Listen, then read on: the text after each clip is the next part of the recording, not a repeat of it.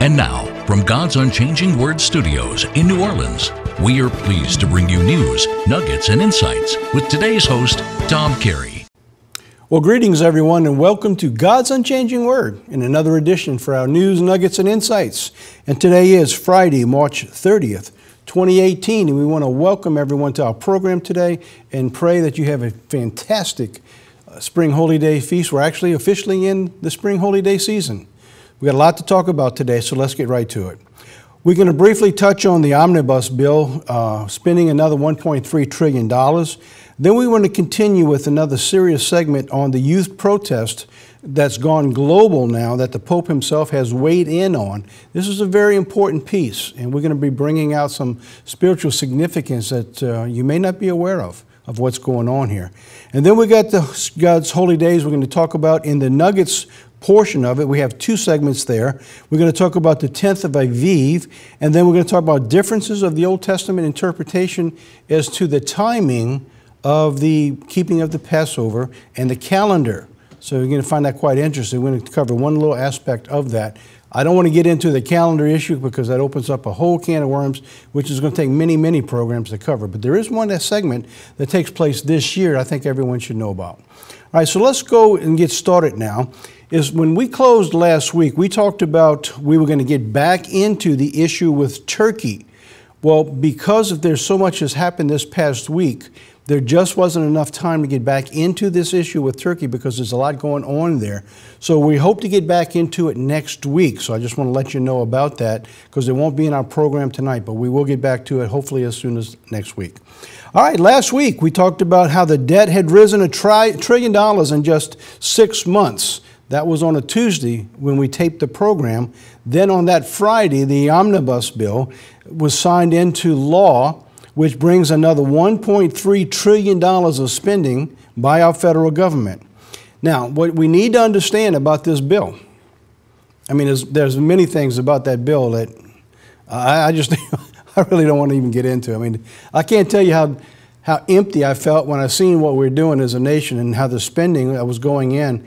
And in that bill, how many rotten things are there that when a government tells you that, well, we don't agree with this and this is the worst bill there ever was, it's the biggest spending there ever was, but we're going to sign it anyway and we're going to put it into play. I mean, how does anybody reconcile that with sound reasoning when you look at our debt? But now here's the problem with this, that this has the real possibility to raise our debt another $1 trillion in just about 6 months. Another $1 trillion in 6 months. Can you imagine that? Because, see, they've got to go back and start renegotiating spending for next year now in September. All right, so we're at the beginning of just a spending in a losing ground of our debt that you just can't imagine. It's almost like our debt is escalating. And at the same time, they're raising interest rates to hopefully slow down the inflation. So while the inflation grows, the interest rates grow to try to slow it down, the debt and the interest on the debt continues to rise at a faster pace. It's like there's a no-win. And we need to understand that this is no win. There's no way to get out of any of this. All right, so that's pretty much all I want to talk about today because we're going to cover a lot more of this as we go into the future. But I want to show you the debt clock in case you missed it last week. You can go on the internet and just type in U.S. debt clock and you could pull up this chart. It'll be in real time and you're going to be watching all these numbers spinning. In the upper left-hand corner is where you would look at the national debt and you see it just crossed $21 trillion just last week, or actually a little over a week and a half ago now. So now with that, we're looking at now by September or just after that, if they spend it all, when has the government not spent it all? It'll be at $22 trillion. This is unfathomable. Now, believe me, the rest of the world is looking at this, and they're preparing for when the time is that the United States can't pay their debt, they can't pay the interest on the debt, and they'll be prepared to cut us loose and to use the U.S. dollar as the national reserve or the world reserve. Won't be that way anymore. The standard will be changing. So you need to be prepared that that time is coming. How soon? I don't know, but it just feels like when you've seen the passing of that bill last week, it's coming a lot sooner than anyone dreams. All right, so there we are. The U.S. debt rose $1 trillion in just 6 months. Now, this is the other thing I want to bring out. The U.S. Congress approved the next 2 years with an unlimited ceiling. So when they negotiate next year what they're going to spend, or in September, there's no ceiling in the debt. So they don't have to keep the spending down so they don't go over a ceiling. Why? Because they have an unlimited ceiling. Imagine if you could borrow as much as you want to borrow and you don't have a ceiling on your limit and you don't have to worry about paying it back.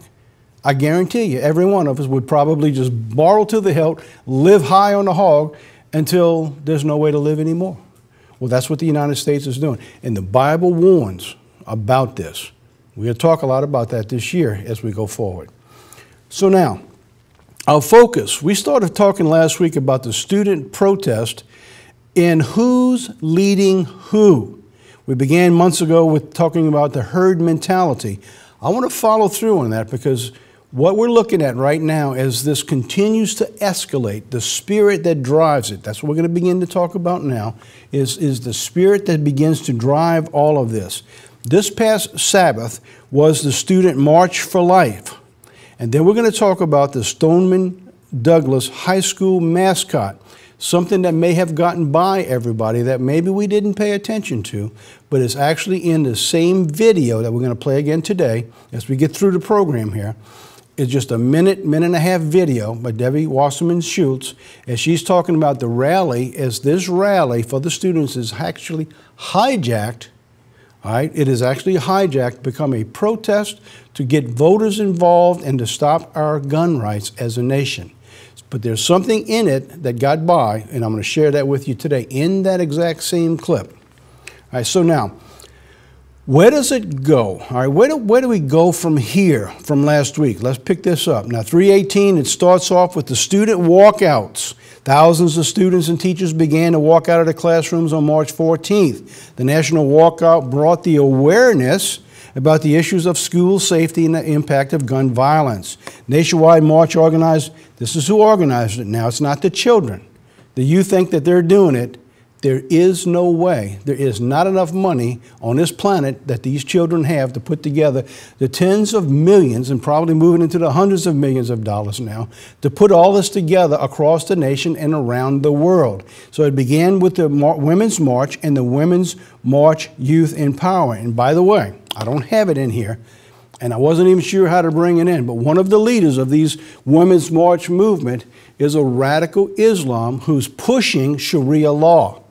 So you have here with the women leading the children, and the children thinking they're leading all the rest of the nation, brought in with leadership bringing in Islam and Sharia law. So that mentality that's being permeated and brought into the youth, it brings a radical, and we need to understand this, a radical expression of how things ought to be. Just like in the Sharia law, it is a radical, violent book. All right, so now, the Women's March, this was the ultimate goal of this march and what was taking place, is they wanted for people to take time to register to vote. All right, this is really important. If you watched any of the news segments, every time they came to an important point at any of the rallies, what were they doing? They had people on scene to get other people to go register to vote. Go register to vote.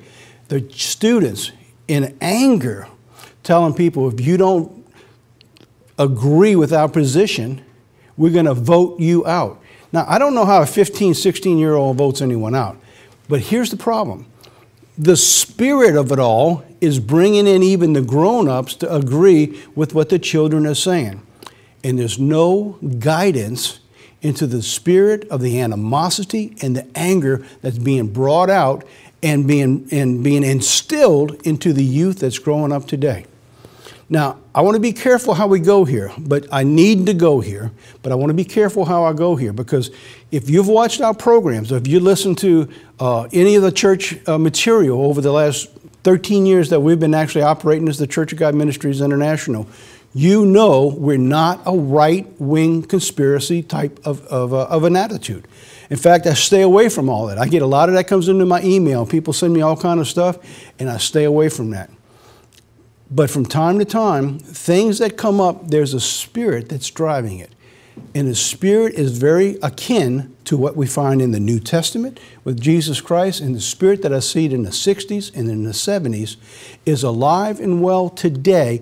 And this is what we're beginning to cover in this segment with the youth. And I wanted to explain that because I wanted to lay the groundwork for what I'm about to tell you today. All right, so now let's go on. The March Life Rally in 324, this was from the Christian Post. They wrote that more than 2 million people turned out. The largest protest in American history, it says, took place on Saturday. More than 2 million students and their supporters packed the streets of Washington, D.C. I'm bringing this out because depending on who you listen to, this group said that there were 2 million, more than 2 million people. It says in more than 800 other events in the U.S. and around the world. However, according to their own people, the March for Lives D.C. crowd said it was smaller than organizers estimated, and an imaging company says. Now, the organizers of the March for Our Lives demonstrated in Washington, D.C., claimed that Sunday that some 850,000 people attended the pro-gun control event. But an imaging company said that the turnout was much less.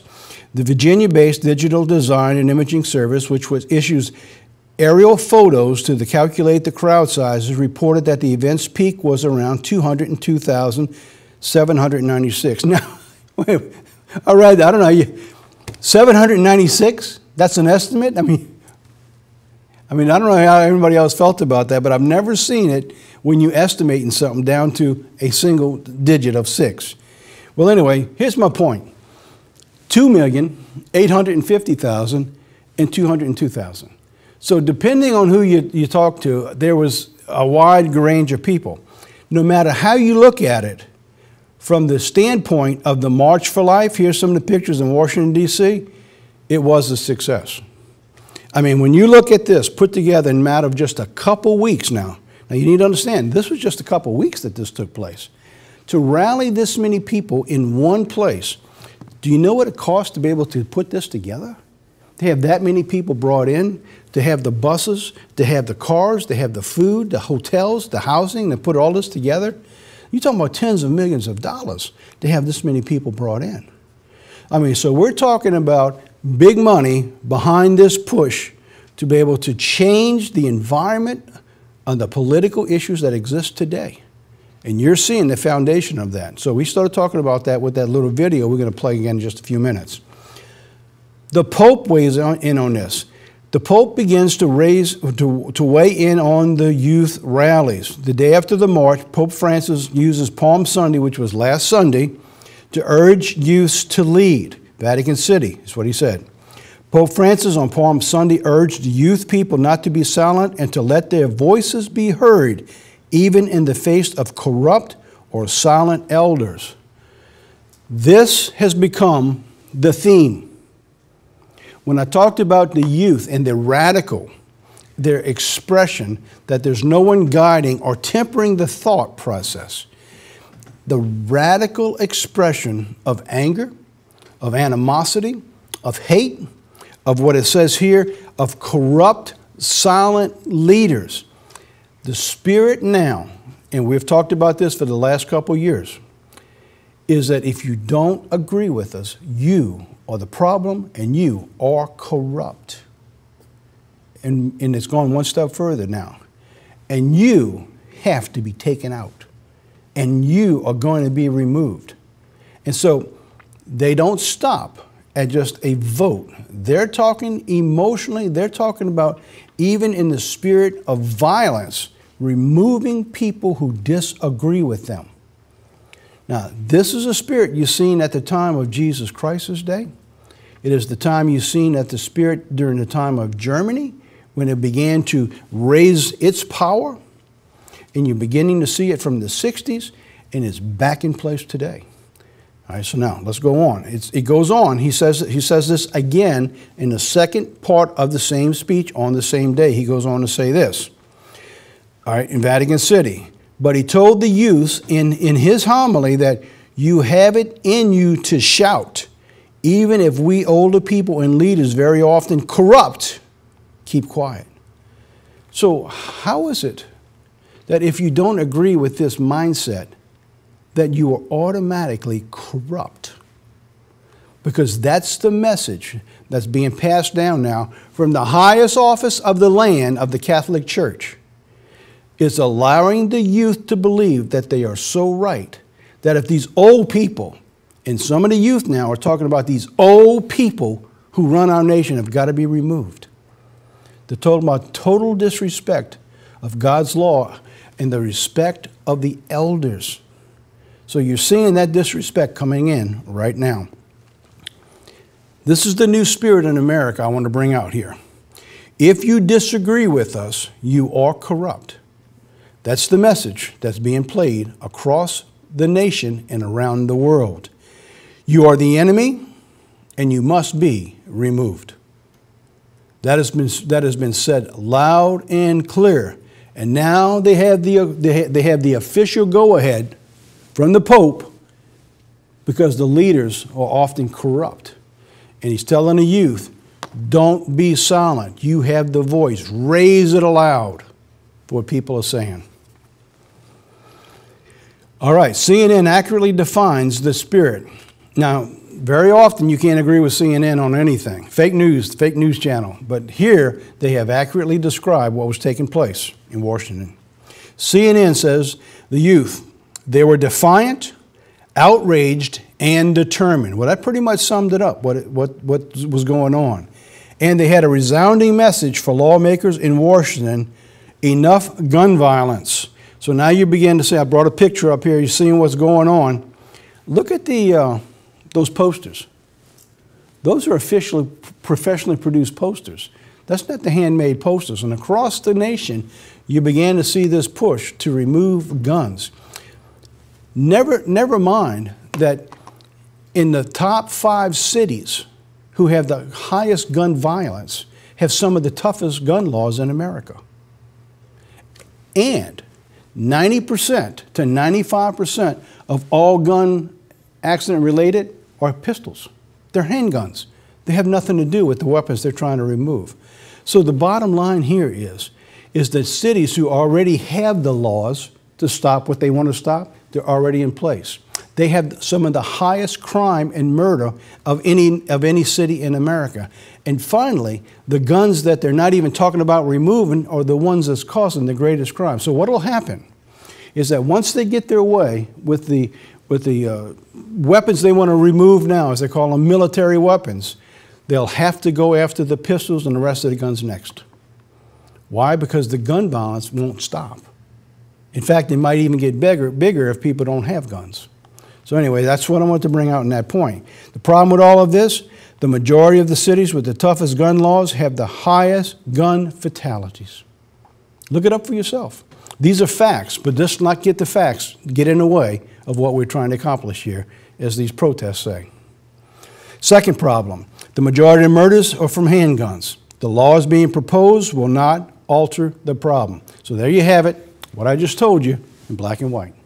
And you can look it up for yourselves and prove that these facts are true. In our segment of Who's Leading Who, all right, we brought this in last week, and I was very tempted not to bring this in. But let me show you again, because I think what I'm going to show you today reinforces the spirit of what's taking place. This picture I brought in was a bunch of youth, and they're having a great time. It was on Youth Day, which every Sunday in Germany, what this was, is the children were no longer allowed to go to church. They had to go to youth camp every Sunday. And in that youth camp, they would play games, they would have studies, and they would talk about all the things that Germany was doing. It gradually moved to become a small militaristic type style of training for the youth, until eventually it did become an actual military group of control of the youth, telling the grown-ups what they will and what they won't do. And believe it or not, when Hitler found that he couldn't get things done with his own people, he got the youth to do it, and it worked very well. So it can't happen here, huh? Well, then I started looking into it. I said, well, you know, we've got a very similar spirit taking place here. A very similar spirit taking place here even in America. So who's leading who? Let me show you a picture now of one of the leaders of the youth group, a fellow by the name of David Hogg. Now, I tried to bring in a video piece or two of his, And I really almost couldn't even do it because there was so much vulgarity and there was such a bitterness in his talk off the camera that I couldn't even use the clips because every second word was a curse word and it was bleeped out. Of course, some of them didn't even bleep it out and it was too vulgar to even listen to. But I'm going to show you this leader of this youth person. Look at his face and look at the hand movement. What does that remind you of? I thought that was quite interesting. Look, here's another picture at another rally. David Hogg says, we will get rid of public servants who only serve the gun lobby. If you're getting the guns and you're getting support from the gun lobby, you're going to be removed. In fact, Marco Rubio was told that he was a murderer, a child murderer, because he accepted funds from the NRA for his campaign. And that's what's going across the rest of the world. Businesses now are cutting off doing business with people who actually support the NRA against constitutional rights. It doesn't matter now because there's a movement and your constitutional rights are being thrown out the window. This has importance now. So why am I talking about this today? Believe me, this is not a political program. The political issues, though, face our lives of what's coming, and God shows us from His holy word what is coming. And He says there's going to be a famine of the word. So what we're looking at right now is the beginning of the foundation where this government is going to begin to remove our voice through the removal of the Constitution of the United States. And that's what we keep getting back into each and every week. Now, doesn't that look familiar? I didn't put this picture together. This picture someone else did, the resemblance. It says, raise your hand for gun control. It just kind of, it's almost like it's a spirit. It's almost like it's the same type of spirit. Or who knows, maybe it is the same spirit that drove the evilness, that continues to drive the evil from the beginning of time till now, is what we're looking at here. School shooting follow-up. Now, if you remember, we did this back, way back in February of this Who's Leading Who. We talked about the herd mentality. So now we played this twice already. I'll play it one more time because now I want to bring in a different segment. In the previous segments we talked about we will help lead you and we will help for you to get the right people elected into office. Right? That's what they were talking about. There's one more segment in this little 1.5 minute piece that I'm going to talk about today because, see, we're dealing with not flesh and blood. That's obvious. We're dealing with the spiritual principalities of the evilness of this world. So if we're ready, let's play that video. We need to lock arms and make sure that the losses that our families here in our community have sustained are not in vain. That Ted Deutsch and I don't have to stand on the floor of the United States House of Representatives one more time with a moment of silence, mourning more losses from gun violence. We must hold other people's elected officials accountable. We must make sure that they hear us. The people behind me, they stand with us on these issues. So we will help lead you to help other communities elect people who will do the right thing, who will make sure no one's families ever have to go through this again. And I think it is fitting that the mascot for Stoneman Douglas is the Eagles, the beacon and the strength that is the United States of America. And so from this Cypress Bay Lightning Mom, I tell you tonight, the Eagles will soar again, and we will stand with you every step of the way. Did you catch it? The very end of it. The Eagles will soar again. Now that might have gone unnoticed, and maybe it has no other significance than that is the mascot of this high school, the Eagles. Stoneman Douglas mascot. The phrase was, the eagle will soar again. All right, so here's their mascot. So I want to carry this out now. What is going on here? Why all of a sudden, now try to picture what we're looking at here. And then you decide for yourself when this segment's over if this is not a real possibility, what I'm about to tell you. There's a spirit that Satan has and his demons that have existed from the beginning of time. There's a pattern that they use over and over again. Jesus Christ, when he went to the person who had the demon, said, come out. And he asked him, what is your name? He said, my name is Legion. So demons have names. We know from the Old Testament they have territories. We know from Daniel that they have power to overpower certain of God's angels, that it has to take an archangel sometimes to get past certain of Satan's demons. So now, when we look at this eagle, all right, and we're seeing what's going on here, let's take a look at what's taking place. Or are we witnessing the beginning of history repeating itself?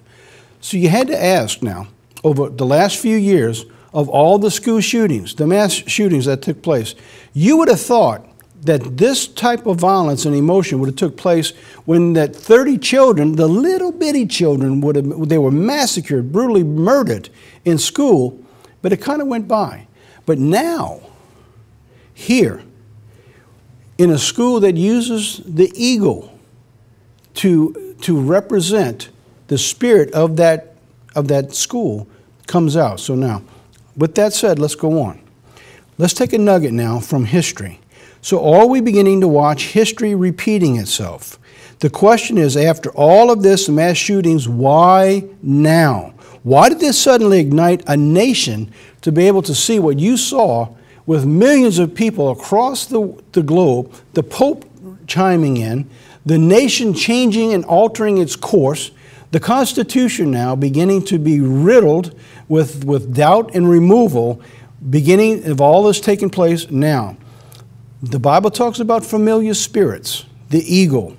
Throughout history, Satan has taken items that God has created as symbols of strength and integrity and has corrupted them.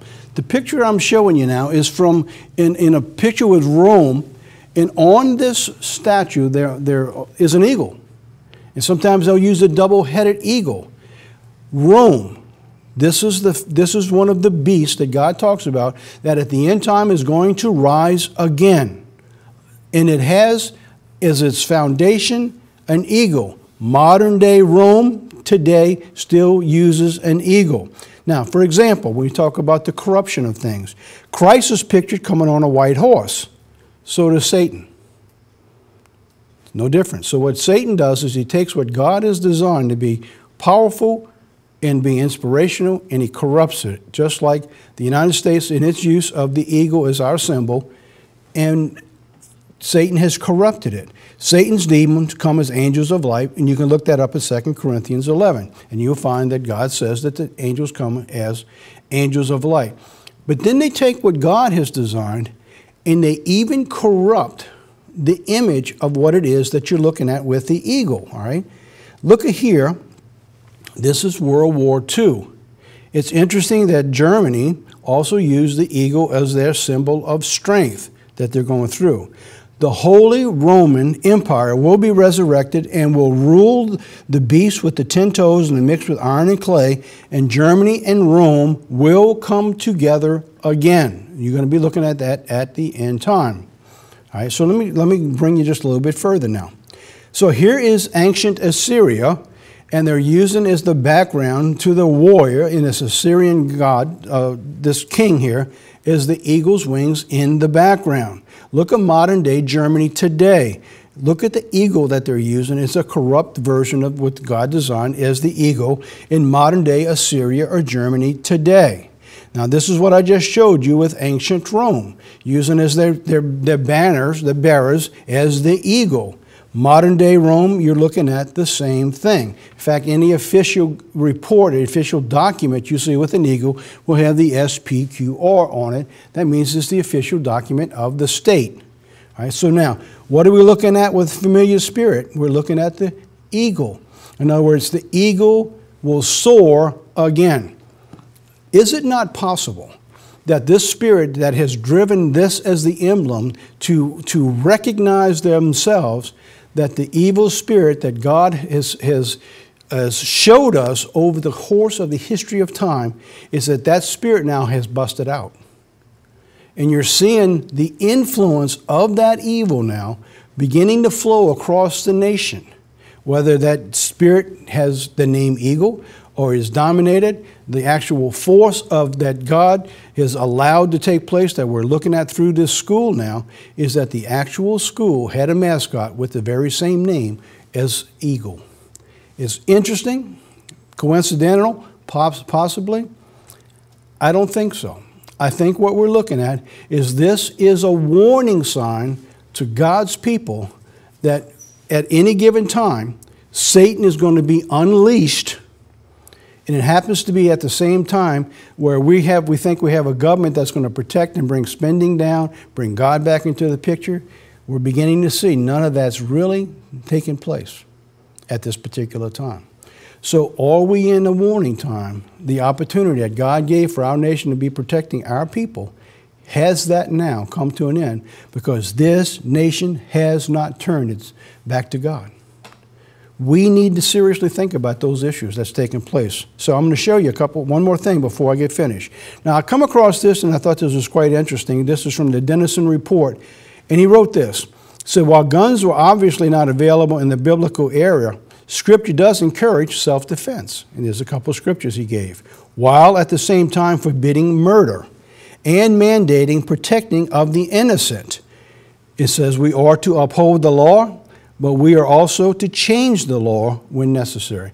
So anyway, I thought that was really an interesting piece he wrote that covers in part what the Bible talks about, and he actually laid a scriptural foundation for each one of those views. So I wanted to share that with you too. So now let's go through one more thing here, and then I'm going to begin to bring our first half of our program to an end. Just this morning, and we're taping on Tuesday, just this morning this came out in the headline, repeal the Second Amendment. And we told you this is where this is going. It's not about the major guns. It's not about little guns. It's about you can't carry guns. Is the retired Supreme Court Justice John Paul Stevens called for the repeal of the Second Amendment in the New York Times op-ed published Tuesday, March 22nd, 2018. Stevens, who served on the Supreme Court for 35 years. All right, he served in the Supreme Court for 35 years, from 1975 to 2010, called the Second Amendment, you ready for this? A relic of the 18th century. A relic of the 18th century. Judge Ginsburg said that it's an old, wore-out document that needs to be updated. And what I'm telling you is that document is the key to keeping the freedom of voice to be able to proclaim and warm this message to the rest of the world. So you're beginning to see now, through the movement of the youth, the beginning of the changes of law that eventually is going to alter the Constitution, because as soon as there's enough people on that Supreme Court, the Constitution can be altered. And it may even be through fear that some of the judges now may even change their opinion by what's going on. Now, we talked about this just a couple years ago, so I'm going to bring this out to you. So go online and look at this. We began last 2, maybe 3 years ago. It's available online in our series on the multi-part series of video and audio. Is a 4-part series called America in Decline, The Fall of a Nation. And we went through and showed the 60s and comparing the 60s to the time we're in today. This series is more important today than it was delivered 3 years ago, because we're in that time now. The first one was called Conspirators of a Fallen Nation. Part 2 was Break the Pride. God says He'll break the pride of our power. Part 3 was Speak to Us Smooth Things. And the 4th part was Lovers of Self. If you haven't seen that series, and maybe you did back then, but I advise you, go back now. Take a look. It's online. All right? It's online. You can get it. Take a look at this series and review it. If you saw it before, review it again against the climate of the times today and watch what's taking place. Watch what's taking place. All right. There we have. There's our first half of the program. And so when we come back, we're going to talk about the difference of interpretation of the Old Testament, and we're going to talk about the spring holy days. But before we do, we have a very inspirational video on Jesus' sacrifice.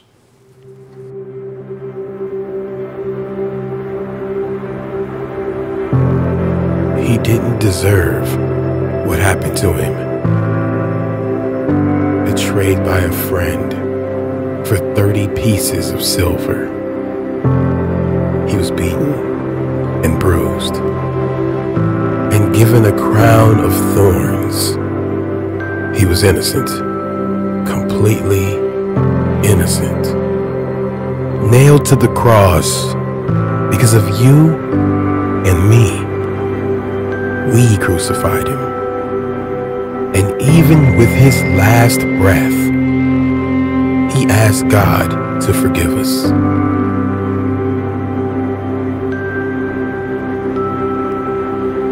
This is what real love looks like.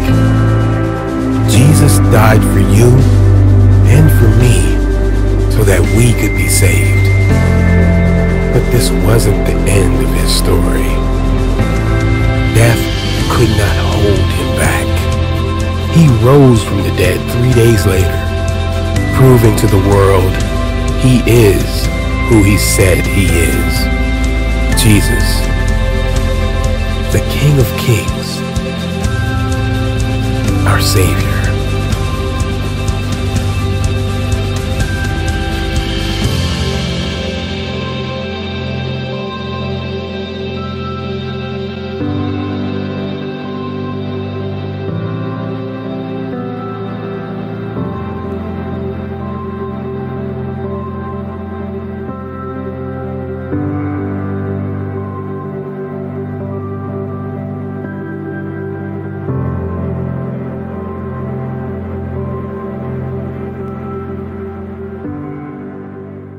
Well, welcome back. I hope you enjoyed that little video, especially during the spring holiday seasons that we're into. All right, let's go into the second part of our program today, where we get into our biblical nuggets, and we're going to talk about the 10th of Aviv.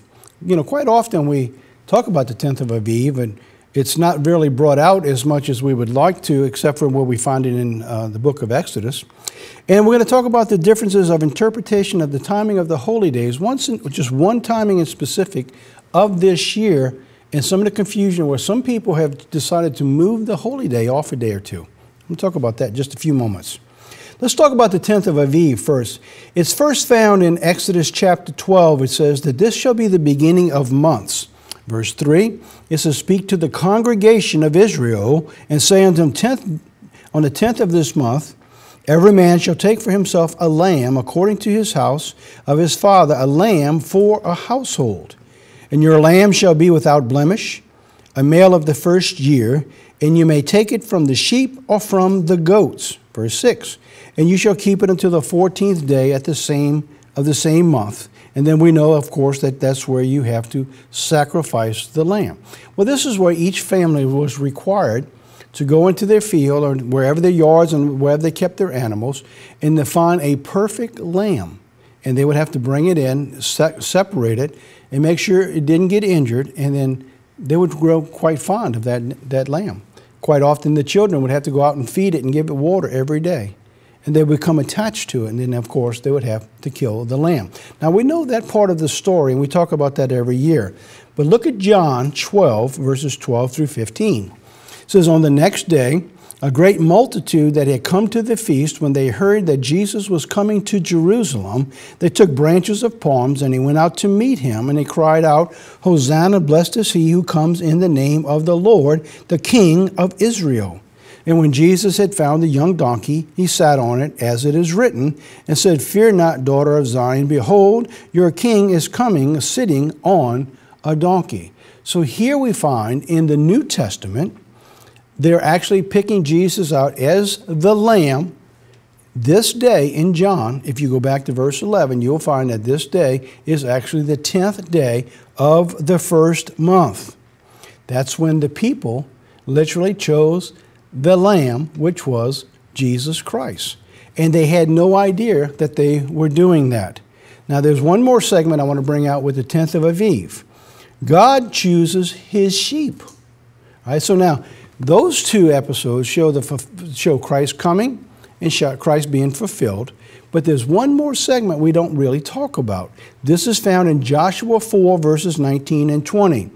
Now the people when they came up from Jordan on the 10th day of the first month, they camped at Gilgal on the borders of Jericho. And it said, take these 12 stones which they took out of Jordan, and they set up Gilgal. All right, so there you have, at this particular time, what we're looking at here is the crossing of the children of Israel from the wilderness into the promised land on the 10th day of the first month.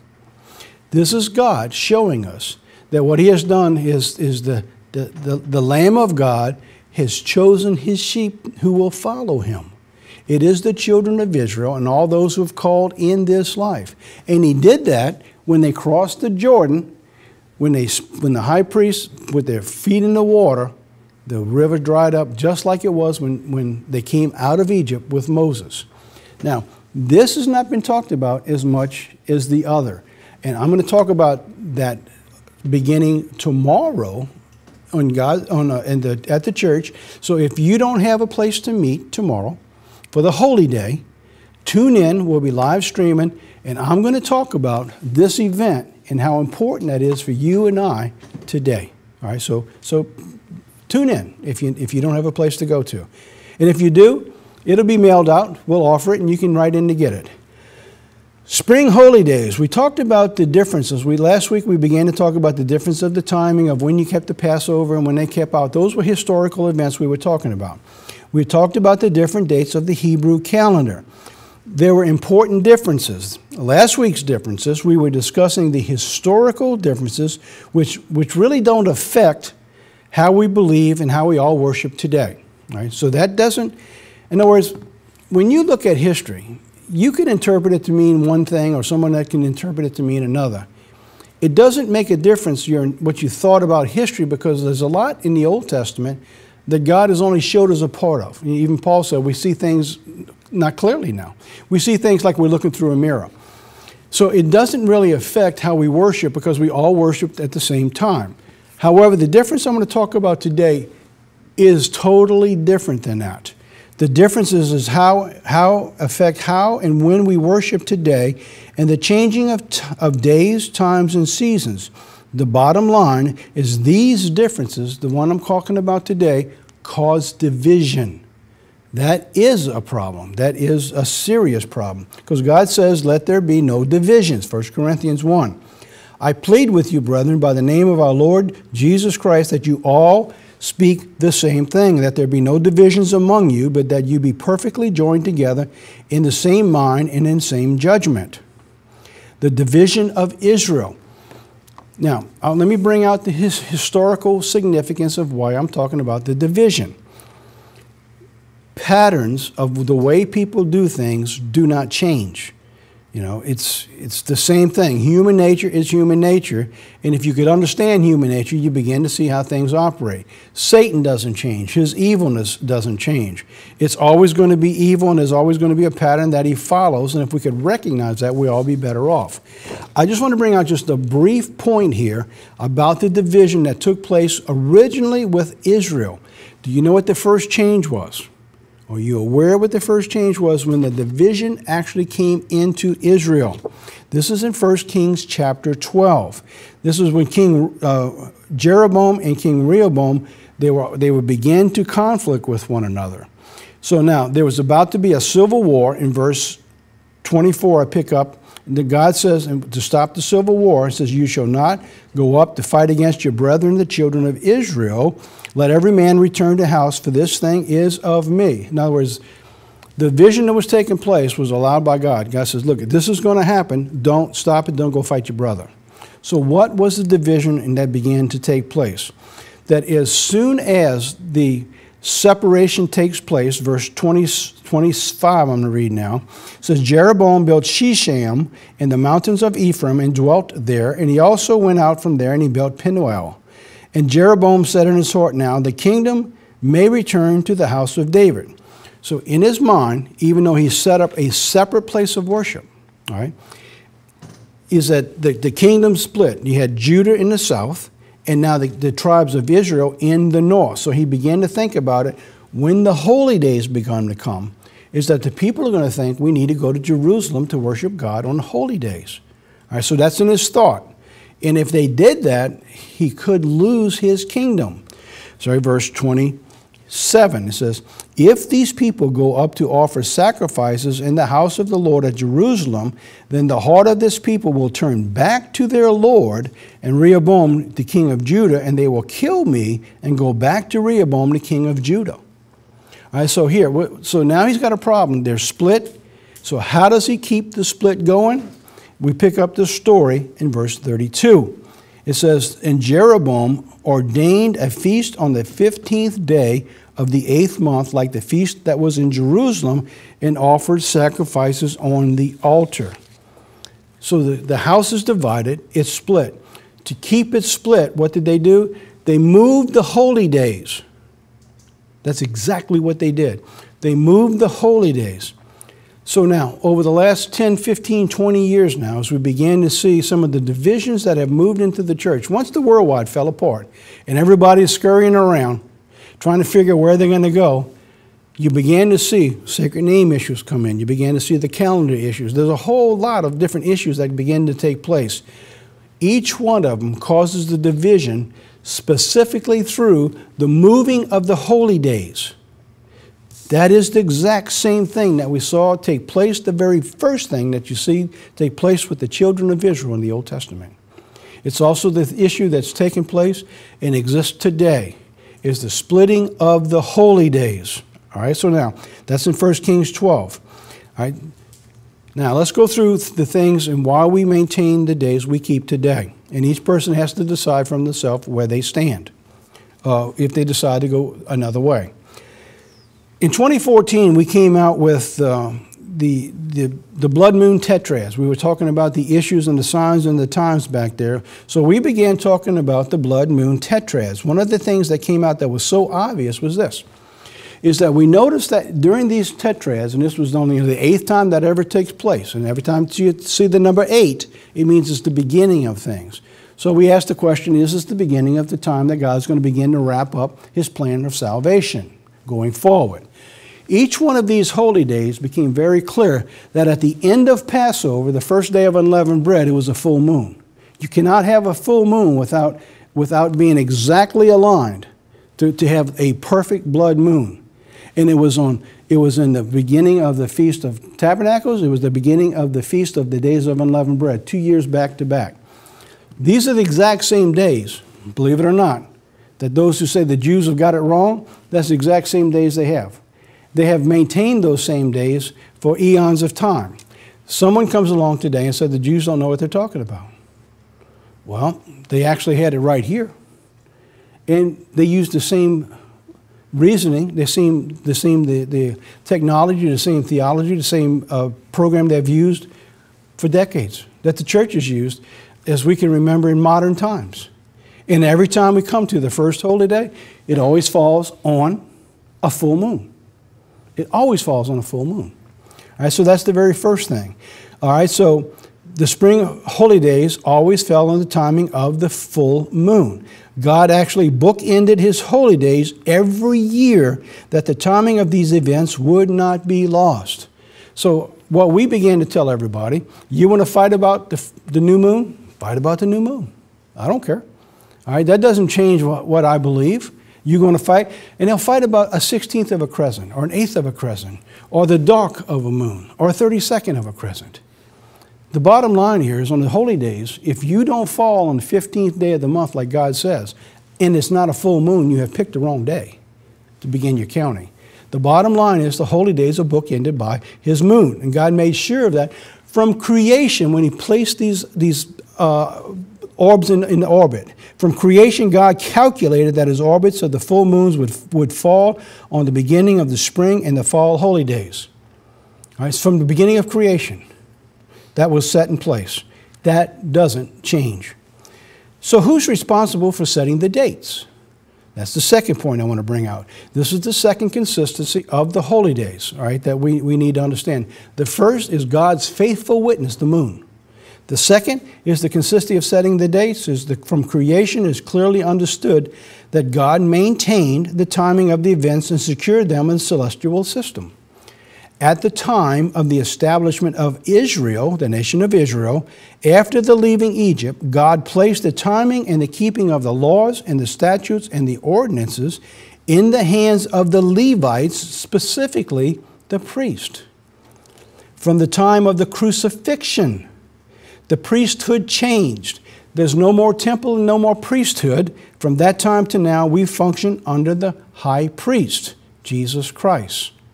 Now, he is the one who maintains the integrity of the timing of the holy days. Not you, not me, not any person on this earth, except those that he has commanded them to keep. He says, since that time, I wrote, that Jesus placed that responsibility into the hands of the Jews to maintain the oracles of God. So here's the point. Why do I follow the scriptures and the timing that we do in the Jews, the way the Jews have said it? Because every year since I've been in the church, since 1971, when I come to the spring holy days, that moon is full. They have got it right consistently since as long as I can remember. And why do they have it right? Because they can understand the orbital system just like we can now. And NASA can tell you now going forward. That's not calculating time. That's only recognizing the time that God has already calculated in His faithful witness, the moon. So if someone decides, I'm not going to follow that witness anymore, I'm going to change it, you need to understand this. Whoever's taking a different approach, you have opted to follow a man rather than God. Because God has just told you these are the people who have the right to set the timing because they recognize what God said. So now if you do this and you follow a man, you are deliberately going against what God had prescribed. So now I don't know about you, but I'm afraid to do that. And many people have told me I need to change our days and we need to do things differently. I will not go against the ordinance of God's laws from the New Testament. All right, so now the second consistency is this, in Romans 3:1-2. What advantage has the Jew? In what profit of circumcision? Much in every way, chiefly because to them were committed the oracles of God. That's it.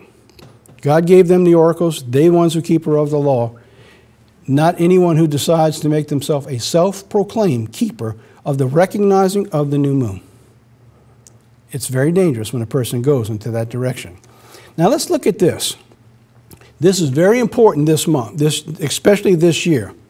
March 2018, I'm putting in, let's see, I've got my calendar here. For some reason, I don't know why I hope I didn't lose everything. All right, now, this year, this is a very important year because people have used thinking they've got the right day for the new full moon, and they still keep it on the wrong day. I want to show you why a person, when they say, well, the Jews have got it wrong, we got it right, I'm going to show you why the Jews actually have it correct again this year. All right, this is a month of March, and what I've got is the moon phases of this calendar. So as we go through the moon phase, there's Nisan 1, 2, 3, 4, 5, 6, 7, 8, 9, 10, 12, 13, 14, and then Nisan 15. Now that's the first month, and those. So if you're familiar with the days of the month and you understand the 14th we keep in the Passover, the 15th is first day of unleavened bread. Now here's the thing. Look on the 15th. It says a full moon. Now the assumption is, all right, see what that 15 is? The assumption is the full moon takes place that night. All right? And people have moved the calendar, the Passover and the days of unleavened bread, to follow the new moon and have forsaken the days that God says. The 14th Passover and the 15th is the beginning of the days of unleavened bread. So here's the problem. If you do that, the 15th day ends at sunset.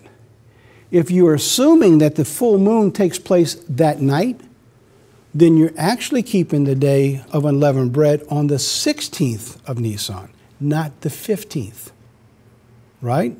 That's because the sunset begins the next day for God's plan. So Passover is Thursday after sunset. All right, so here we have 1 Corinthians 13.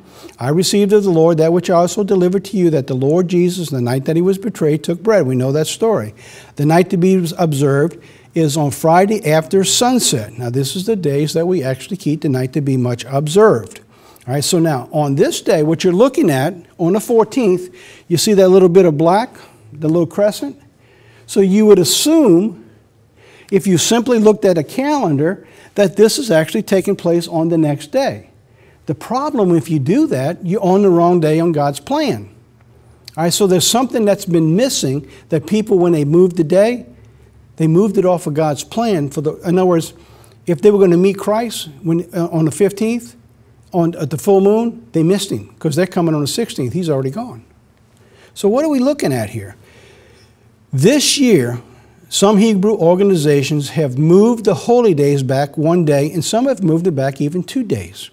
The night to be observed on Saturday night, and first holy day on Sunday, April 1st, which is April Fool's, or this year it's Easter. All right? Part of the reason of the belief is the full moon is thinking it is on Saturday night. So what are we looking at? The phases of the moon. So let me show you something here. And this is how the Jews have calculated why they have it on the time of the 15th. Even when people say, well, okay, it is the 15th, they got the new moon right, they got the wrong timing if they're moving it here. Here's the reason why.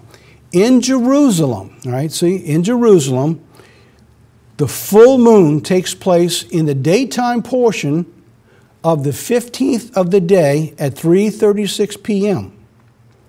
That's the full moon. It's in the daylight portion of the 15th. So when you see the picture of the full moon, it actually takes place on God's calendar on the 15th, but it's in the afternoon. Now, people assume the Jews got it wrong because if that's when it takes place, then that night is when you keep the night to be much observed.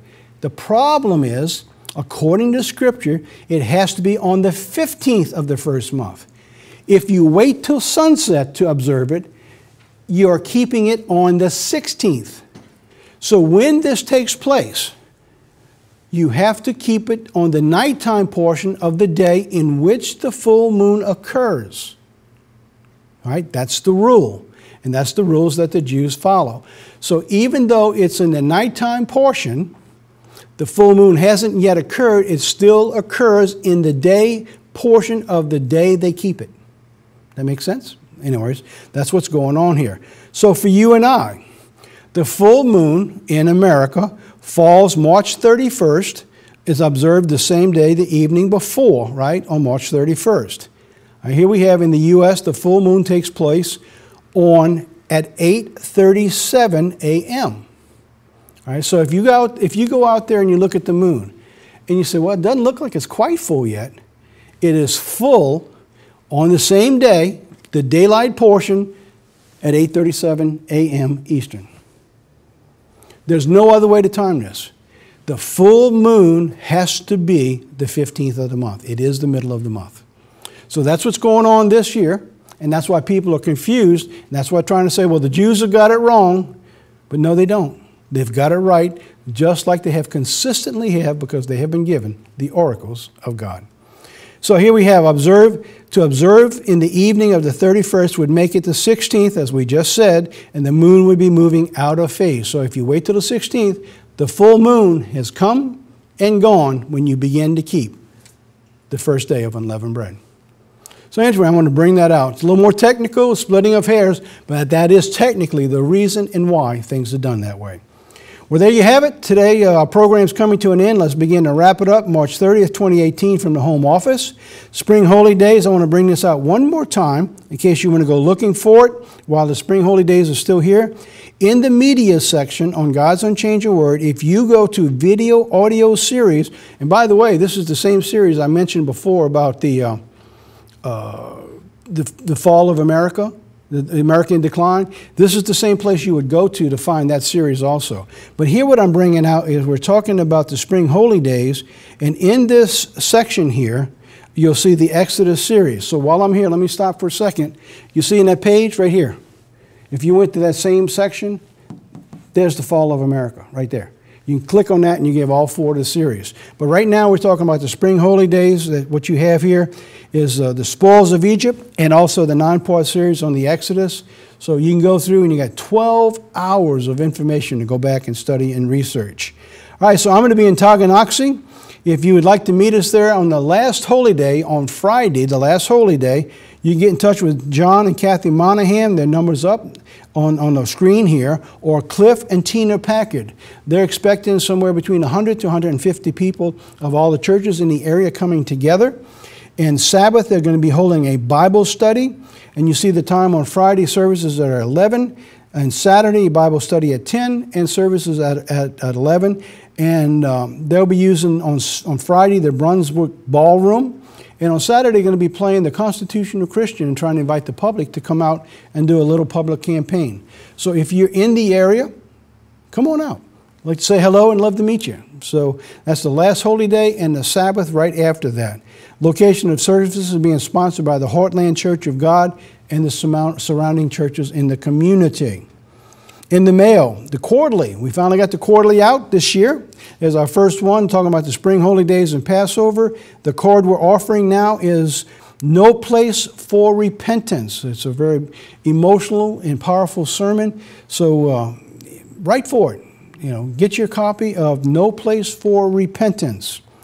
Well, there you have it. That's our program. As always, we want to close our program with a video.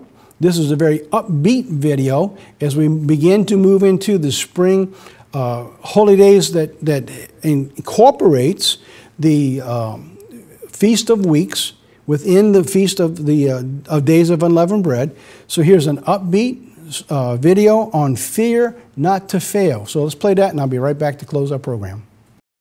Did you know Walt Disney was fired by a newspaper editor because he lacked imagination and had no good ideas? Thomas Edison was told by his school teachers that he was too stupid to learn anything.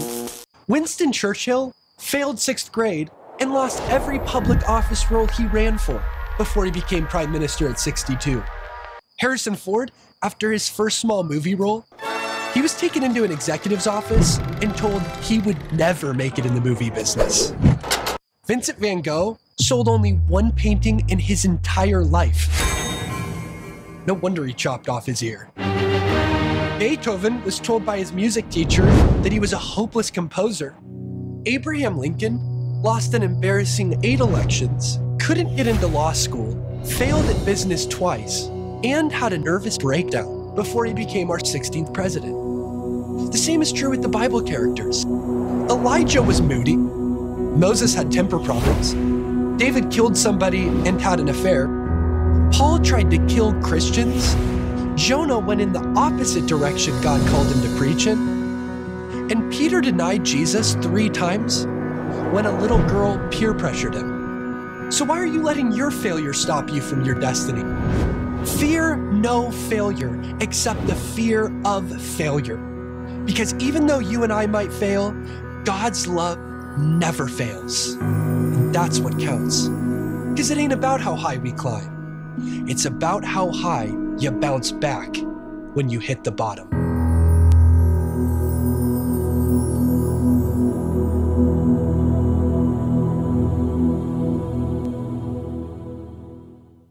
Welcome back. Well, let me bring it to your attention before you write in and say, hey, you got something wrong up there. We got a typo. We missed that one. It's not feet, no failure. It's fear, no failure. Well, that got by us. So anyway, we could hide it and go back and redo it. But we'll admit our faults and we'll just go on from there. Well, that's it for our program today. We hope you enjoyed it. We pray and trust that you're having a great holy day season, that the days of unleavened bread be profitable and beneficial for all. And until next week, God be with you. Have a safe and a prosperous days of unleavened bread.